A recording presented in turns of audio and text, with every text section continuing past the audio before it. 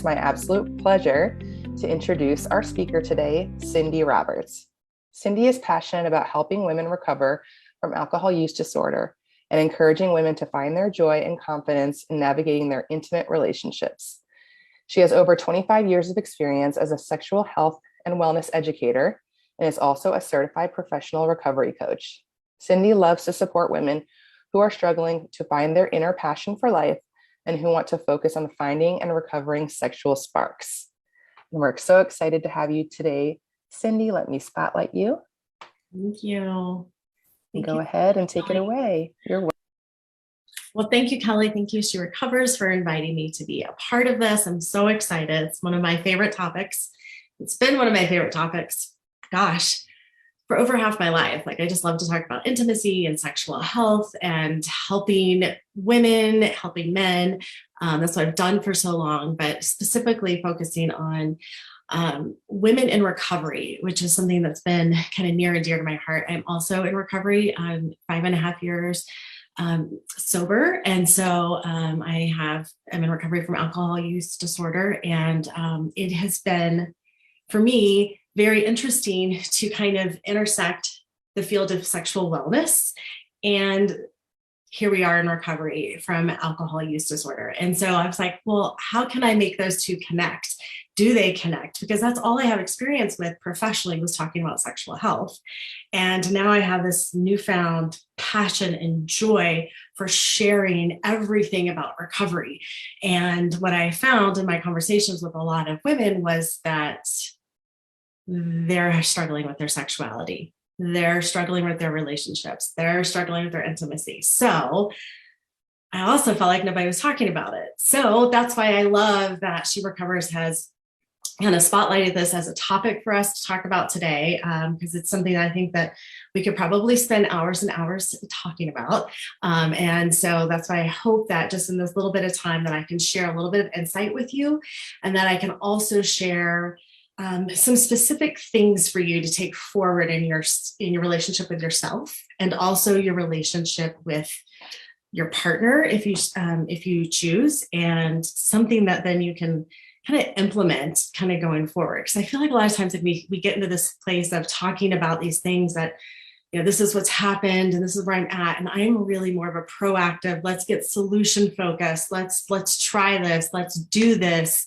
Open your mind to trying something new. And that's what I really want to help you all to do today. Just kind of open it up and allow you the opportunity to just kind of explore some different ideas that maybe you weren't thinking about, but to also for you to know that you're not alone. That's one of the things that a resonating theme I keep hearing is, I feel very alone. Nobody's talking about this. Am I the only one struggling with reconnecting to myself? And that's something that I just love that we're going to approach today. So I'm just going to dive in, if that's okay with everybody. If you don't know the topic, it's finding your sexy self in recovery. Let me switch my camera here. And what that means is finding your sexy self, and finding who you are and what lights you up and what feels good, and taking charge of your sexuality. So I'm going to share some slides with you because I'm so technical, and everybody who knows me personally is probably laughing right now, but I'm going to share my screen with you so we can kind of go over some information just in a little bit more detail. All right, so there we are. There's our title. And one of the first things that I really want to tackle is intimacy. What is the definition of intimacy? Because we all define it differently. We all think of it. Like when I say, I wish this part was interactive, like I could ask you, like, what do you feel intimacy is for you? Some people automatically think of their relationship with a partner. They're not thinking about themselves. And so one of my absolute favorite definitions is this one. And it's, if you haven't read We Are the Luckiest, from our recovery pal, Laura McCowan. In her book, one of her friends defines it this way. And this one has always just resonated with me. Intimacy is having a kind, compassionate witness to your truest thoughts and feelings. Oh my gosh, like that is huge, because if you think about it, when I speak about recovery, because I am in recovery from alcohol use disorder, that's going to be what my point of reference is for you today. And so for me, what I feel like when I hear that so many times alcohol was the thing that took me away from my truest thoughts and feelings. And I'm pretty sure that resonates with a lot of you in here, but that's what you were blocking that out. You didn't want to connect. You couldn't connect. And so you chose a substance to then not be able to. So now that you have removed those substances, you are now connecting with yourself and your truest thoughts and your feelings. And that's why I love that definition of intimacy. And so I actually have that on something on my desk that I kind of look at every day. I want to connect with myself. I need to be compassionate. And that compassion is with yourself. It can be with your partner, but I really want to highlight the compassionate with yourself, because I think that that's super, super important. And the other one is connection to yourself and your connection to a partner. That's how a lot of people can view intimacy. How are you able to connect with your most authentic self? How are you able to connect with your partner? And by creating that intimacy, as many of us know, that makes you vulnerable. That makes you raw and exposed. And especially if you're in recovery, those are some of the things that we kind of tend to struggle with, especially in those early stages of recovery. And so by kind of focusing on what you want that definition of intimacy to look like, that is something that's going to kind of help bridge you through those early stages of recovery. And I will tell you, even in those middle stages, I don't even know what a middle stage is, but let's just say, even in year 1, year 2 of recovery, you're still kind of analyzing those things.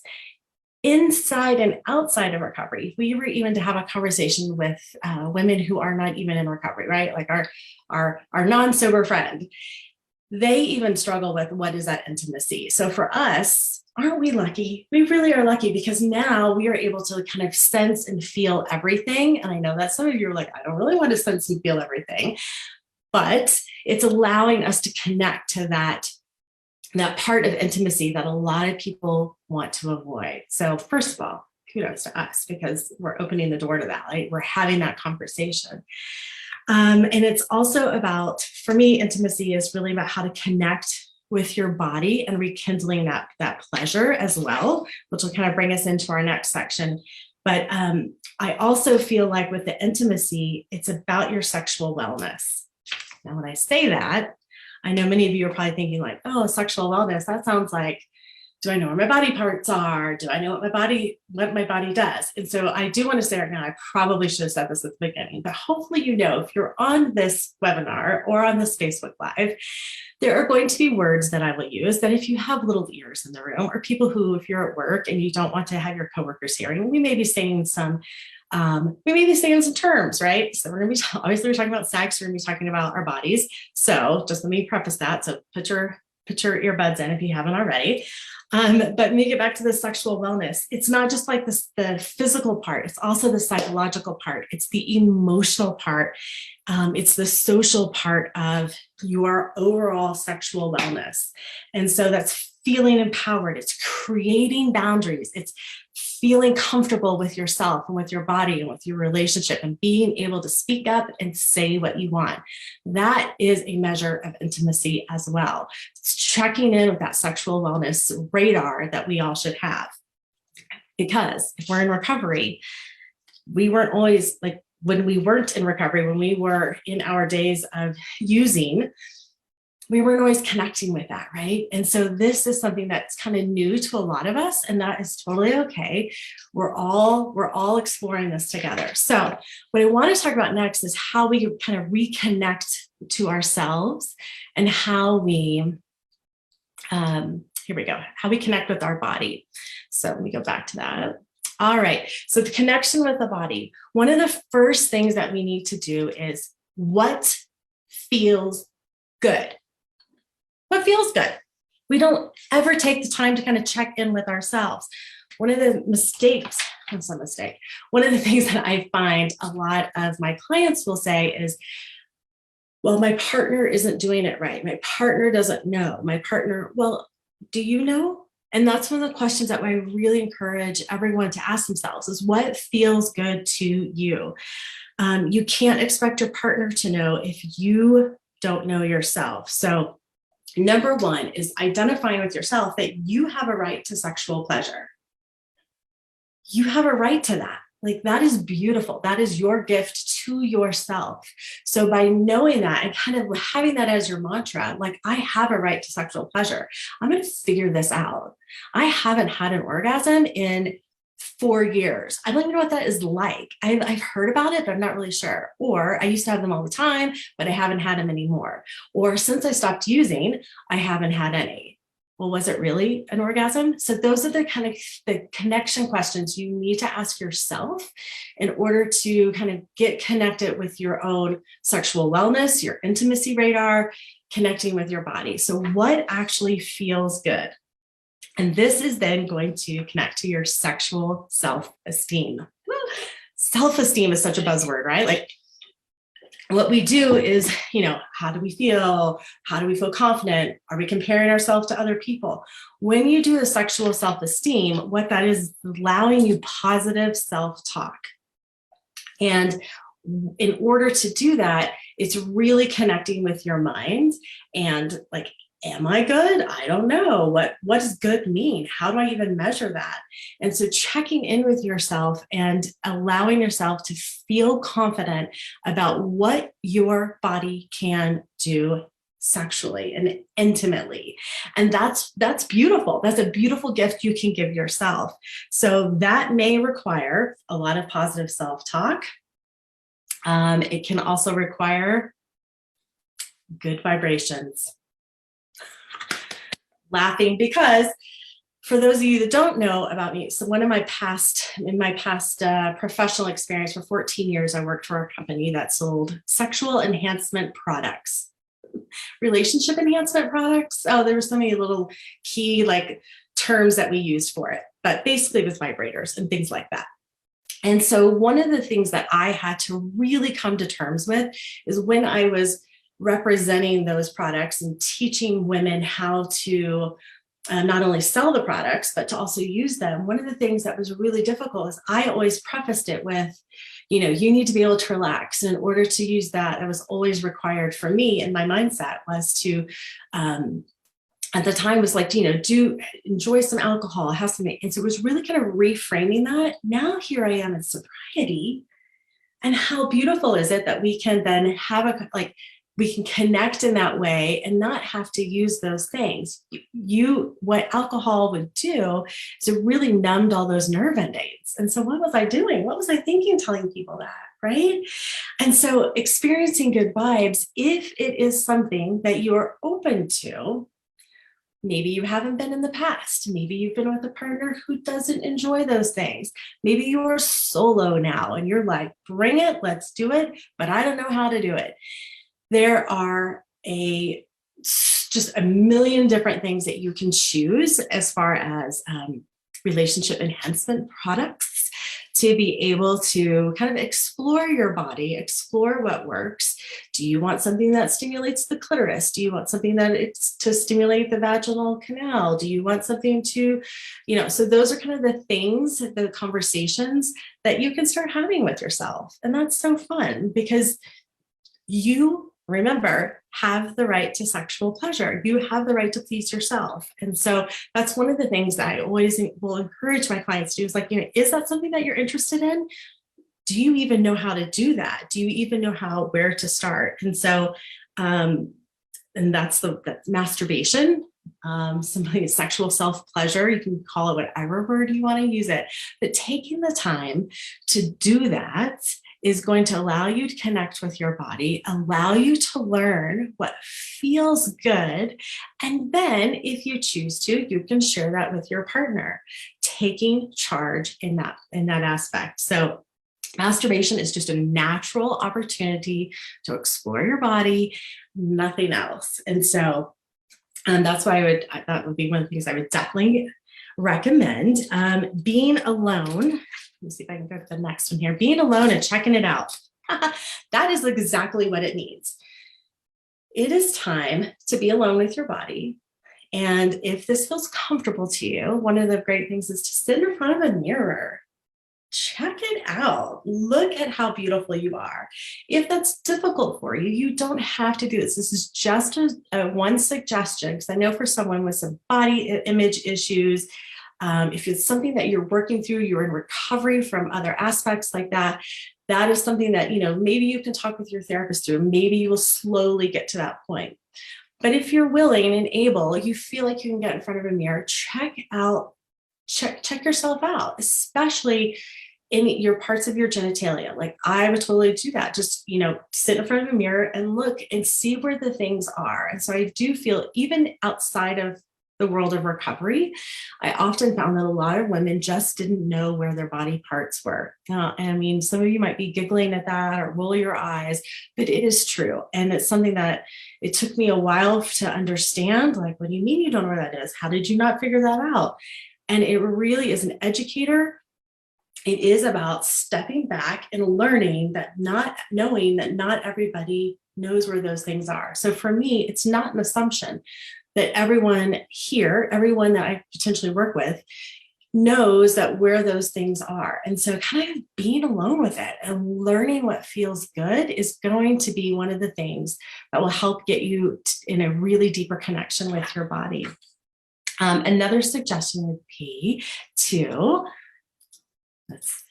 it's not coming up. Hold on. Let me go back. Well, now we're going really, really back. Hold on just a sec. Okay, talk to your doctor. If you are new in recovery, I always suggest people kind of check it out with your doctor. If you haven't been for a hormone screen, a blood panel, get things in check. There are a lot of things that can be going on. You could also be perimenopausal. You could be in menopause. You could be going through lots of different things. Your body is adjusting. And so having part of grace with yourself is talking to your doctor and having a conversation if you have a personal physician. Now, a lot of people are like, well, who do I really talk to? Like my general prac? Like, I don't know if your general practitioner, some of them are well-versed in this, some of them are not. It's up to you to kind of take charge and kind of explore who you can have conversations with. Have a chat with me. I'm happy to talk about it. But, as far as the medical side of things, you might want to get some things checked out and make sure that, see where your hormone levels are at, see what's working for you. And then getting back to basics. This is one of my favorites, because when you get back to basics, that's what that really means is learning. For some of us, is relearning. Some of it's just learning it from the get-go. We don't know what works. We don't know. We were never trained somewhere. We were never educated. Some of us had amazing sexual health classes. Some of us had zero. Some of us had like the bare minimum about menstruation. We never really learned it, or we learned it from our first sexual partner, or we learned it from the group of girlfriends we hung out with, or we learned it from a textbook. And unfortunately, a lot of people have learned it, especially in the stage, are from social media, where they're comparing themselves to other people's bodies and their experiences. So I strongly encourage anyone who is having some intimacy issues, really wanting to kind of connect more with their body, start reading. There are some amazing sexual wellness books out there. There are podcasts that I could recommend that are amazing to listen to. Instagram, now it sounds kind of funny, but Instagram, there are sexual health educators that have accounts on there that share things all the time that just blow my mind. Like, wow, first of all, kudos to Instagram for allowing that to happen. Because it can be something that is, as you all know, kind of screened a little bit, but it's something that I think is changing. And so I think there's a lot of ways for us to learn from professionals about sexual wellness. So that's would be one of my big recommendations, is to do that too. Kind of take a step back, and we don't know it all. I'm still learning all the time. And I think I have all this experience. I am always learning, because there's just new discoveries. There's new ways to phrase things. We owe that to ourselves to kind of keep learning about that. So if you're one of those people who just goes right into all the recovery literature and loves all of that, I highly suggest you kind of get into the sexual health literature. It's kind of fun too, to read all about that as well. So, all right. So we're going to move right along, the nitty gritty, changing it up. So, one of the things that is super important to any time in recovery is to just be open to new situations, be open to new experiences, And I mean that in the phrase of if you have, I'm just going to use alcohol as the reference here.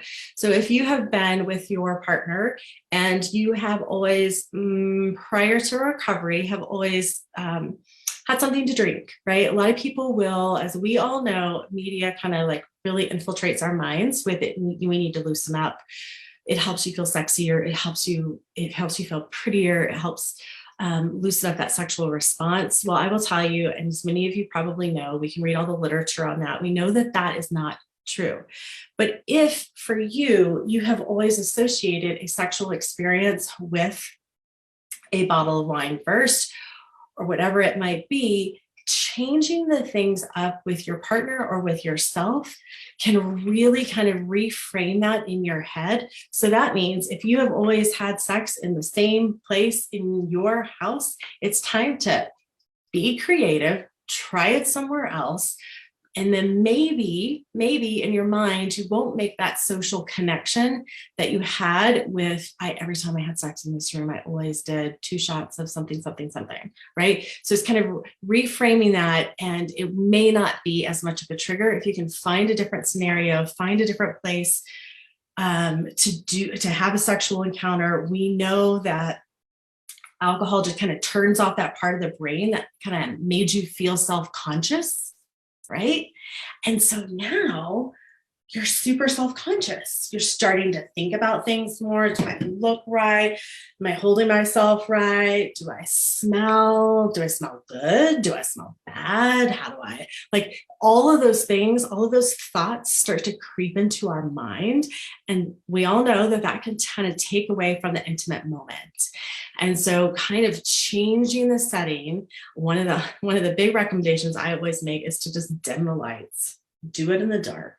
If your mind is starting to really get really busy and you are so self-conscious about those things, dimming the lights will help a lot. And also, music is an amazing distraction. It is an amazing distraction. Some of you are like, okay, well, I've got like 3 toddlers in the house. How in the world am I going to do this? Again, it's going to be about being creative and finding a different place, a different way to do it.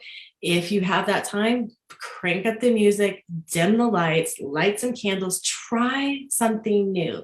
You can't expect the things to change if you're still doing them the old way. And so when you are in recovery, when all those things are starting to feel more vulnerable, it's a good way to kind of be able to kind of change those things up. So also, being real and being honest. That's one of my favorite ones in recovery, because you are now feeling everything. And I don't just mean emotionally, but physically as well. Like all those nerve endings that were dulled because of a substance you might have been using are now exposed. They're sensitive. Like they are sensitive. So when if you are in a relationship with a partner, this is for those of you who are in a relationship with someone, it really is about being honest with them. It can take weeks to months to regain your sexual pleasure. It can take a while. It's not something, I stopped drinking last Thursday. I'm 8 days sober, so therefore my sex drive should come back. I see questions about that a lot of times. They'll be like, well, when did your sex drive come back? Well, when did your sex drive come back? Well, I don't know. For me, it just took 2 weeks. Oh, for me, it took 5 months. Now the person who's 5 months is feeling really, they're feeling inadequate. They're feeling bad about their sexual response hasn't come back. So just know it's like orgasms, right? Orgasms are like snowflakes. They're all different and they're all unique. Just as the same as our recovery and our sexual wellness, right? The response, the amount that the time we come back, our response comes back. It could be, again, a few weeks. It could be several months. It could be a year. Your body is trying to find itself again. So that's where you have to have grace with yourself. So please don't compare yourself to other people, but let your partner know, like, it's an important conversation to have.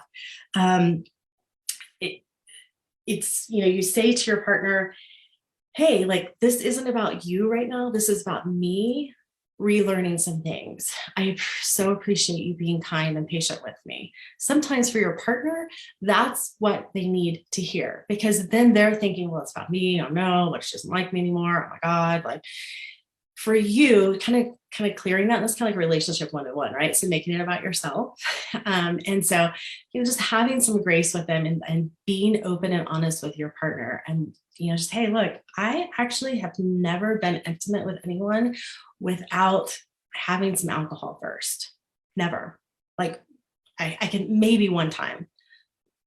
And that can be something that you have to disclose if you want to, but when you get to that space and you want to be vulnerable with them and tell them that, so just need a little bit of patience with me right now, just a little bit of patience. Let's go slow.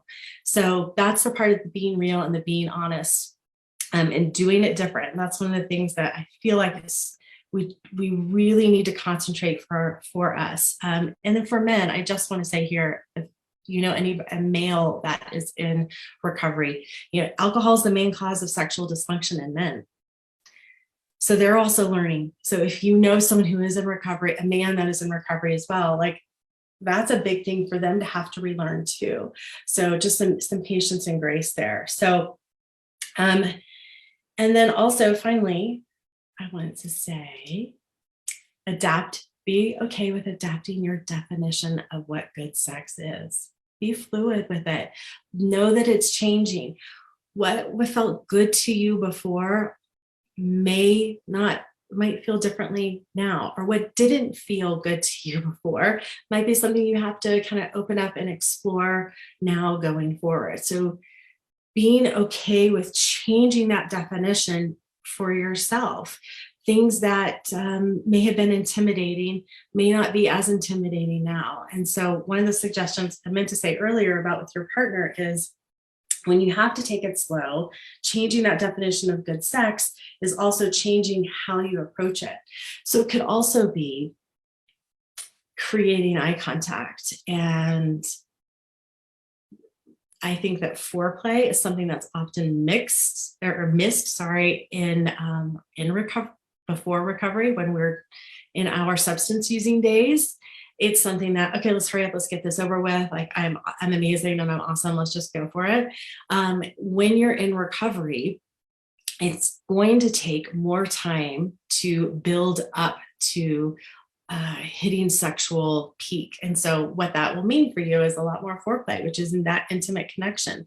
And that is sitting and staring at each other. It is finding touch again. Touch can be a turn on for a lot of people, but it can also really be a turn off, especially in early recovery, because you're not used to feeling all of these things. You're hearing all these things, you're feeling all these things. So your sensitivity can definitely be a lot more heightened. So being patient and graceful with that too. So those are just some like quick little tips and tricks for you all. So I'm going to stop the screen share and come back to here we are. And I just really want to encourage everyone, just kind of, have some grace with yourself, and know that a lot of these topics actually come up with people outside of recovery. And so we're so unique because we're also feeling all of these things because we're in recovery, and we're feeling so much more, right? We're just feeling so much more. So yeah. So thank you. That's all in a pretty little, it's not in a pretty little package. And there's always a lot of questions because it is something we could talk about for so long, because everybody is so unique on this. So yes. Thanks, Patty. Thank you, Cindi. That was wonderful. So much to talk about and learn in a short amount of time. So that's awesome. And we're going to wait for the questions to roll in, but I do have a few that I wrote down and some other ones that I collected. Absolutely. One thing I wanted to say was I love the definition of intimacy that you shared. And it's funny, I read Laura's book a few years ago now, and so I don't even remember that definition, but I love that so much. And I think a lot of us don't realize that intimacy is something first we have with ourselves, right? And then it can open up a little bit to our relationships, or in this case, sex and sexual health. So how do we approach sex if it's not something we ever thought about in terms of intimacy, or in terms of a relationship that we have with ourselves before? How can we approach it? If it's something that you haven't done before, I think it's just kind of being open to just open to new ideas and new experiences with it. So I think in recovery, we define it in such a different way. And I think that we kind of think, well, I'm the only one having this problem. And so if you're just approaching sex, within recovery and you haven't engaged in it like before, is that what you're asking? Like, yeah, I guess I'm more asking like if our definition of intimacy was always like what we thought of like with someone else and not necessarily what gives us pleasure or like right. our relationship in terms of sexuality with ourselves and learning what pleasures us, if we never thought about that before. Because a lot of times I feel like relationships in terms of sex are very heteronormative, and we think Correct. about sex in one term and we're taught it's a penis going into a vagina. Right. And Right. so like, what are ways we can like think of it in different terms and kind of broaden, like you said, our views of what sex could be and being intimate with ourselves or with partners or other people? It really is exposing yourself to new things. And I mean that in like the most honest way. Like it really is listening to conversations that other people are having, because I think it is a conversation we don't have with other people. We really don't. I mean, I remember, I mean, this is going to really date me, but I remember sitting and watching like, oh my gosh, Oprah is going to be talking about sex on her show. And it was such a controversy and people were like, oh my God, I can't believe it. And then I remember a friend of mine saying, I can't believe she's going to do that. We're not ready for that. The world's not ready. And I kept thinking to myself, at the time, I'm like, it's so great that we're having this conversation. But I know that not everybody's ready for that. I think in this day and age, like there's so much out there to learn. And so kind of for me, I think just exposing yourself to that, Kelly, like it really is, that heteronormative like story that we have, like this is what sex is, and then this is, I mean, and I taught like that. Like what's been hard for me is I taught that, and this is the penis, it goes inside the vagina, this is what it does, and and so it's so anatomical, it's so sex 101. And so what if we take a step back and we're like, what if it's just not about that? What if it really is about connection? What if it's not about the word sex? It's redefining what that word sex is, because I do think that we are trained throughout our lives to think of it as one way. What it is intercourse. It is the penis going in the vagina. That's sex. Right.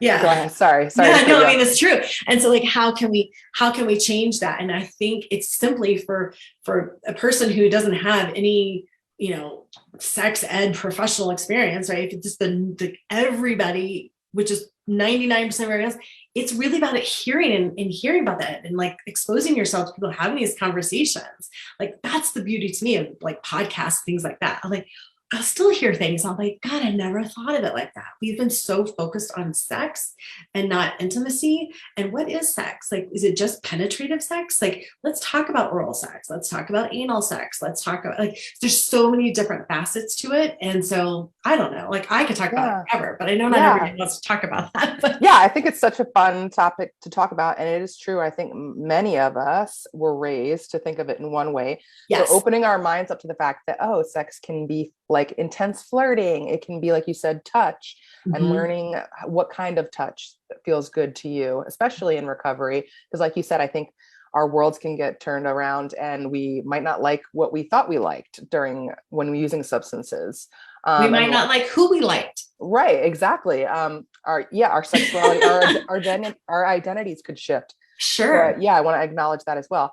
But yeah, there's so many different types of sex, and it's not just that typical one that we've always heard of. So I definitely think it's important for people to widen their view of what that might be. And it's also exciting because you can think about, oh, there's new things that I can try that I haven't tried before. Yeah, absolutely. And I think too, like, don't you think it's a little bit about, it's almost like when people start talking about recovery more and more, you're like, I don't know, I get excited. Like I love like hearing, oh my gosh, like I just chatted with Michelle and Michelle's awful. She's also in recovery and and so having those conversations just gets you more excited. For me, it's like, okay, we want to talk. Yes, let's talk about your relationship. Let's have that conversation. Let me give you some ideas to help you out there. And let's feel more comfortable about talking about it and not be embarrassed about it. So right, exactly. Okay, so let me go to a question that came through from one of our viewers. I just got here late, so my apologies. Not sure if you touched on trauma and sexuality. Being in recovery, I have been working through sexual trauma. Our sexuality is such a vital part of being human. And so I am very grateful for your information and wisdom, but the trauma part is tricky for me. And having trust and actually accepting touch from someone who is actually trustworthy. That's a great question. It's a great question, and it's a loaded topic. It really is. You know, I have clients who are dealing with trauma, and first of all, it's important to work with somebody who is trained in trauma and has done the research and done the work and that to help guide you through that. For me, I am very much while I have experience with that, I always tell people, like, I feel like you have to work through that heal through that trauma first before I can sit here and say, go get intimate with yourself and go touch yourself and go get a vibrator. Those are definitely issues that have to be dealt with first. So first of all, I honor you for asking that question, because it's a lot of work, especially when when touch is a trigger. Some people, it's, visual stimulation is going to be a trigger of something from their past that caused them pain and caused them hurt that they are in recovery from as well. I mean, I think, like we like to say in She Recovers, we're all recovering for something, and we're all recovering from lots of things. We can be recovering from lots of things, whether it is something from our childhood or something from our recent past. So I think that I honor the person who asked that question, because I understand the trauma does affect our sexual relationships with ourselves and with other people. And my suggestion is be patient. Like, it is something it's something you're working through. And I think we're so hard on ourselves, Kelly. Like, we're so hard on, like, I'm not there yet. I haven't fixed myself yet. I can't believe I haven't worked through this yet. I know that this is a trigger.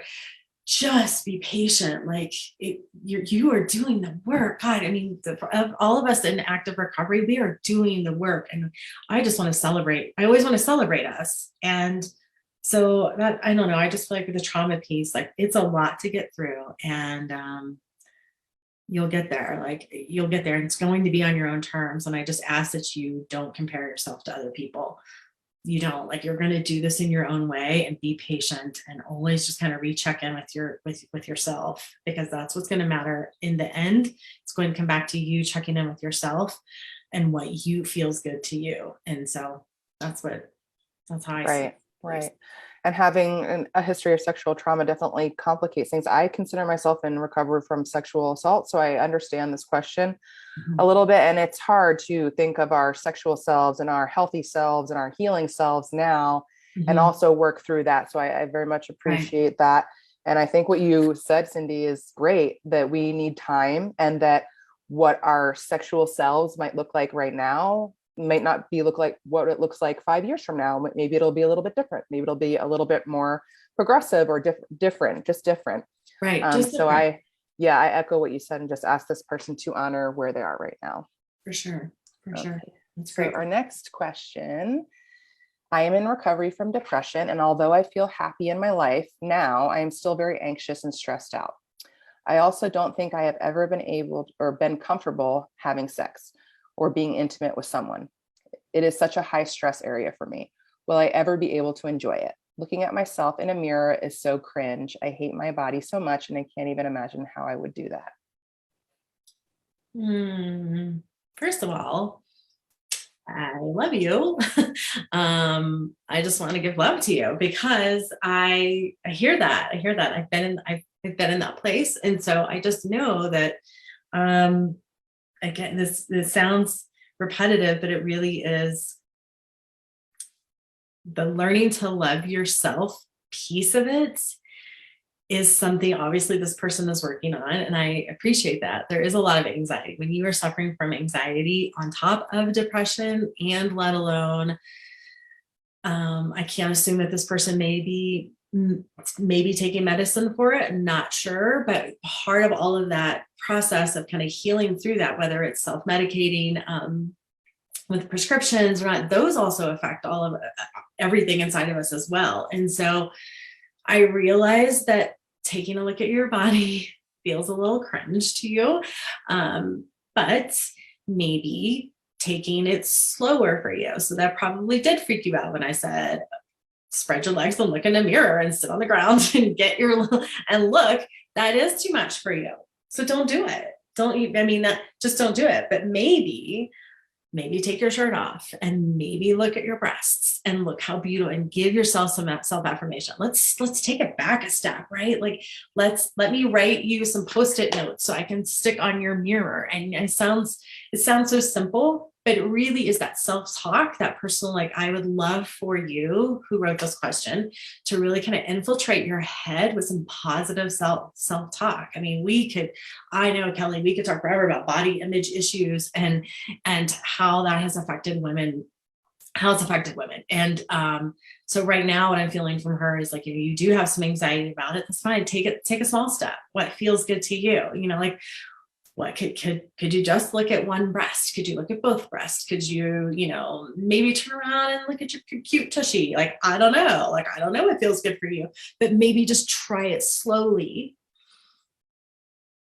And maybe it might be a small step. Like, it is baby steps. It's just like recovery. It's one day at a time. It's maybe one look at a time. It's going to be one touch at a time. So kind of taking it slow. And yeah, I'm sorry if looking at the mirror was too much. I understand that. And so, yeah, I would just say, take it slow. Yeah, I think it absolutely takes time, takes small steps Mm-hmm. that will hopefully lead to progress. And to answer the part of the question where this person said, will I ever be able to enjoy it? I think it's possible. I think it takes work, like Cindi said, and takes small steps. And just know that we are in community with you and we're here to support you. And I'm glad that you felt comfortable sharing your feelings here today. I love that, Kelly, because it is possible. I missed that piece. Like, it is possible. There's hope. Like, I believe we just all have to have some hope. And I'm hopeful for you, for sure. I've progressed through it. I've seen people progress through it. Like, it's possible, 100%. Yes. All right. Next question is, I've been in recovery for 5 years and I haven't had any type of relationship for the same. I feel like I don't even know how to date without alcohol, let alone have sex with someone.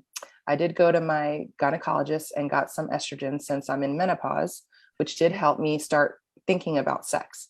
I've had so many unhealthy relationships, and I'm also afraid to pick someone to practice with because of my previous choices. What are your thoughts? My thoughts are to, if you haven't had, it sounded like she wasn't dating at all, hasn't been in a relationship. So a lot of it is just putting yourself out there and what feels comfortable to you. There are some, I would suggest, I'll have to get the name of it for you, but there's this a great podcast on, just putting yourself out there in general dating. And then there's, also when we throw no alcohol into the mix, that creates that's a whole other thing. And so there are definitely some great books that I could recommend on that as well. But it's something that when you aren't consuming, you're not hiding behind that facade, and you're not hiding, like, you're just not hiding behind anything. It's all out there. And so what are you going to do to create the mood? What are you going to do to lower the anxiety? What are you going to do to get in the moment and be present? And that's hard. And that's where I think that it is something that's going to just take time. My suggestion would be is just, you won't know until you try. And if you're not trying, then I just don't believe yet. And so just a small outing. Like I always say, like one of my friends, she said that, she's like, I don't even know how I'm going to go out there and date without having a glass of wine first. And I'm like, well, what you're going to do is just maybe let me go with you. Let me be your wingman. Let me go, go with a small group of friends, meet that way, get comfortable in a social setting. Like what I would ask of this person is, are you even comfortable in a social setting yet? Because for a long time, I wasn't even comfortable in a social setting. I couldn't even go to a restaurant, let alone think about being with someone and having an intimate conversation with them. And so a small step would be going with a friend and being in that environment as far as dating. And then, stay away from places where it could possibly be a trigger. That's, I did not realize this because I just didn't realize a lot of people will connect the bar scene with that's where your first date has to be. And so for me, I'm just like, gosh, let's reframe that. Like, why not the coffee shop? Why not a hike? Why not? Why isn't that the person you want to be with? Like, if you ultimately want this to evolve into a relationship, don't you want to be in a setting that you can enjoy outside of a bar? Why does a bar have to be the place to meet on that first date? And so kind of thinking about it in that way as well too. Definitely. I agree with all of that. And I'm sure it's hard when you Oh, feel for like you've sure. picked partners that weren't the best in the past. I have a track record of doing that as well in my previous relationship. So I totally get it. But I think what you said, Cindy, is so true. I mean, you'll never know if you don't try. And I Yeah. think picking people that aren't great for you is just part of the process, maybe. And it's also a learning experience. So Yeah. sounds like this person's already doing lots of work on themselves. Oh, And I'm for sure. sure they'll learn how to pick better in their future. So Yeah, and it could be a whole conversation too on like whether you disclose that. I've enjoyed watching conversations about how, do you disclose that you're alcohol free on the first date? Is that something you put on your Tinder? Is that something, like, do you just what is your comfort level with that? Well, I think we could, we ask that question a lot with anyone, right? Like how quickly do I expect to tell somebody about that? Like, is that important from the get-go? So yeah, it's another yes, conversation to have about that for sure. definitely. Okay, so our next question is, I want my husband to do certain things to me in the bedroom, but I'm afraid if I guide him, he will know that it's something an ex did with me before and feel jealous. For example, I like being teased from behind while spooning. Obviously, I learned that I like that from another man. Mhm. So what I would suggest is to have an honest conversation with your husband. I think you said husband, right? Not partner, husband, with your husband. And there's a lot of assumptions we make in sexual relationships and sexual interactions. Like sometimes we can think, oh, they must be thinking of their old partner. Oh, how did he or she know how to do that? They must have experienced that, or they must have watched that. They must have seen that on some show they watch, right? And so I think when we just make a lot of assumptions. And so I would ask this individual to not make an assumption. Like, let's try this. I read about this. Like, you did read about it. We talked about it here on this. And you say I was listening to this podcast. I was listening to this webinar today. And this person was talking about like teasing me from behind. Like, yeah, let's try that. Like, you don't have to disclose everything. I know that you may feel like you have to. You don't have to disclose that. Like, just like, hey, try this. Like, I just read about this. I'm really, I often play like the, not I often play, that sounds so personal. What you can do is play the, like, I've learned, I just read about this. Like, I just read this cool book. Let's try this. Like, this would be something new that we can do. Or I'll, tell you, here's a book I was thinking, like, I'll tell a client this, here's a book, read about this. If it sounds interesting to you, use that as your point of reference. If it's something that you have experienced with a past sexual partner that that you really like, blame the book. I don't know. Like, you don't have to disclose all that. If you were in fear of that, if you feel like that will make your husband uncomfortable, I get it. I totally get that. So maybe say you read about it. I don't know. I'm all about like trying to like find another way around it. Like, oh, let's just try. And I don't mean that like figuratively. I do mean that figuratively, I guess. So yeah, just try another way around it. Like, say I read about it. Say I saw it. Like, I don't know. Yeah, I think that's a great way to get around it. And I mean, yeah, I don't think there's any it's not necessary for you to tell them exactly Yeah. where you got it from, or Yeah. so hopefully you can just skip that part and say, hey, I like this thing and I went to this webinar today and they said I should be more honest and direct about what I really want. So here it is. Bingo. Blame us. Yeah, just be honest about it. Like, I mean, I think that's the thing is like, we really have to, I really want women to get more confident about that, like expressing what they do. We did learn that our job, now I take this in a general reference. A lot of women learned their job in the bedroom was to like please their partner, right? The ultimate goal is for him to orgasm and to like have an orgasm, and yay, did you come? Great, yay. So what, now it really is kind of like, okay, it's my turn. Let's do this. This is what feels good to me. Like, this is what I need. Do it. And you will be surprised how many male and female partners really like that. They really want them to be, you're assuming that there's this male dominance, but maybe what if they really want to be told, hey, yeah, do it here. I like that. Let's get to it. Right. Exactly. Yeah. So kind of be open to that a little bit. It's kind of changing that definition of good sex again, right? So, Right. It's definitely switching up the stories that we've been mhm, taught from when we were younger for and sure. to, yeah, being in the present moment and trying new things and flipping the script for sure. Okay. So where should you start if you have no idea what you like in terms of sex? Ooh, that's a big one.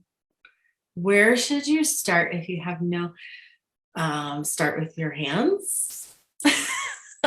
I mean, that's where I would start. If you're talking about sex with yourself or you're talking about sex with a partner, I'm not really sure, but I um, think they specified, but I'm going to say let's start with yourself. Like, these are your hands, these are your fingers. Like, that's what I would do. I would get online right now and I would buy a clitoral stimulator. Let's start with that. Like, if you don't know, I mean, that was one of the fun things about selling sex toys for so long, is like people would, oh man, I wish I had. Okay. So they would be like, oh, like, get this big ginormous one and it does all it spins and rotates and blah, blah, blah, blah. And I'm like, have you ever had one before? They're like, no. I'm like, okay, well, no, then you need to get this. Like, this will do this and it will just do this. You need to learn if that's what you like. You need to learn if you like clitoral stimulation. A lot of women do, some don't. So let's start there. And so I think for this person who has never is just kind of new to it, masturbate, self pleasure. Start there, see what feels good. That means, when I say that, so maybe this person wants me to be more specific, I would say slowly start touching your body. Start at your, if I would say start from your head, kind of slowly down, be sensual with it, see what feels good. Do you like your nipple stimulated? Do you not? What I'm trying to get you to do is to touch your clitoris, touch the vulva, see what feels good, see what doesn't feel good. How sensitive are you? Is your clitoris exposed? Is it hiding? Is it, those are the things that I think that I would suggest. I hope that was not too much. I hope that was not too graphic. But that's what I would suggest. I would say get with it. Get busy. Yeah, I think that's perfect. Yeah. I think as we talked about like a few moments ago, it's like a lot of people never even consider that they need to learn what they like and what the different options are and what ways they can get sexual stimulation. So I think it's beautiful that people want to try and start out with figuring out what they like. Yeah. And I will add this, Kelly, that, you can, for those of you who might be wondering, like, well, then how would if I like that vibrator or I like that, how would I do that? Now I have a partner. How do I do that? And that was the number one question I got asked all the time. How do I introduce the vibrator into my relationship? You just like, hi, like this. I mean, it sounds so simple, but again, I think that we just really kind of make things just too complicated. Like, it can be a casual conversation. Like, hey, I got this thing and I really like it. And I was like, yeah, bring it in. Let's try it. And there's always this idea like, oh, it's going to replace me. And I love that conversation. Oh, that's one of my favorite conversations, because it's not about replacement, it's enhancement. We're enhancing, like, it's just another tool in my toolbox for me to be able to please myself and bring myself joy. Awesome. Right. I think it's just a good reminder that you don't necessarily need a partner to enjoy sexual stimulation of any kind or have orgasms. So. Correct. Amen. Good reminder. Yes. Okay, so I think that we got all the questions. Do you have anything else you want to share before we wrap up, or any resources that you want to share with our community? I don't think so. I think you can find me on Instagram. I'm Sober Sexpert. And if you want to even DM me, oh, Carrie, she's so nice. She put that up there.